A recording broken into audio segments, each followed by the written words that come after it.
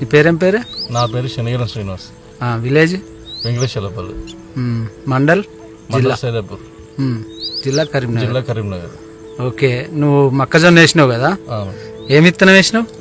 సింధూరి వారి seed Chaitra. Okay, Chaitra. ఎట్లా అనిపించింది సీడు? నాకైతే బాగా అనిపించింది.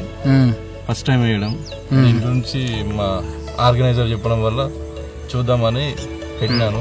మంచి రిజల్ట్ వచ్చింది, అధిక దిగుబడి. గింజ సైజ్ ఎట్లున్నది? గింజ సైజు వేరే మొక్కజొన్నకు ఈ మొక్కజొన్నకు చాలా తేడా ఉంది, మందం ఉన్నది. గింజ సైజు వచ్చేసి బాగానే ఉంది. వెయిట్ వచ్చే అవకాశం ఉంది. ఇంకేమన్నా రోగాలు ఇట్లా ఏమన్నా ఎండు తెగులు? నేను ఏది చేయలేదు, ఒక గుళికలు, ఒక గడ్డి మందు, అంత మించి ఇంకేం చేయలేదు. ఇప్పటి వరకు అయితే బాగానే ఉంది. ఇంకా దీని వల్ల అధిక దిగుబడి ఇంకా రావాలని కోరుకుంటున్నాను.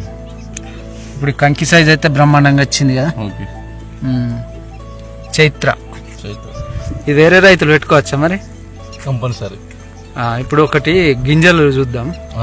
ఇప్పుడు వేరే వేరే మొక్కలు పండించినావు కదా, వేరే రకం కంకి ఏది? ఇది వచ్చేసి ఇది వేరే రకం. ఇది వేరే రకం, ఇది సింధూరి రకం.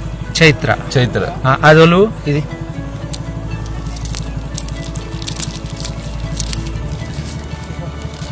అట్లా పట్టుకో, నేను వేరే పిలుస్తున్నా.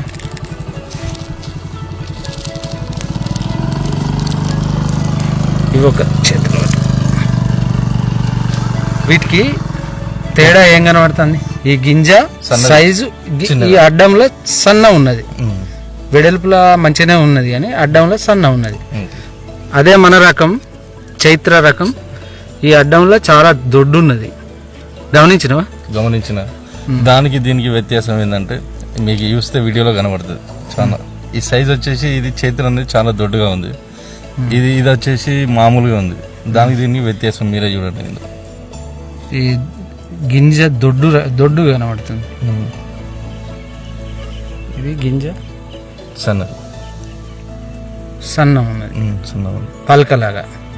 ఇది పూర్తిగా డ్రై అయ్యేసరికి చాలా చిన్న అయిపోతుంది. ఇది డ్రై అయినా కానీ ఇది ఏ విధంగా ఉందో అదే విధంగా ఉంది క్రాప్. ఓకే, ఎండినా కూడా అట్లాగానే పడుతుంది. ఓకే, దీన్ని బట్టి నీకు వెయిట్ అయితే ఇది వచ్చే అవకాశం ఉంది.